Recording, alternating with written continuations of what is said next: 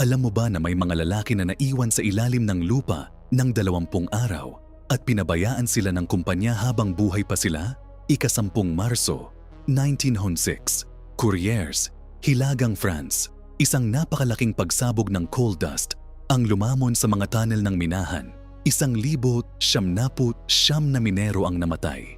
Pinakamalaking sakuna sa pagmimina sa buong kasaysayan ng Europa. Pero hindi pa tapos ang kwento. Ilang araw lang pagkatapos, sinabi ng kumpanya na walang maisasalba pa.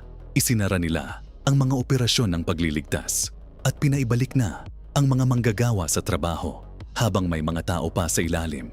Sa loob ng 20 araw, 13 lalaki ang nag-akyat palabas ng mga tunnel. Buhay. Lumakad sila ng maraming kilometro sa ganap na kadiliman. Kumain sila ng mga kabayo ng minahan para mabuhay.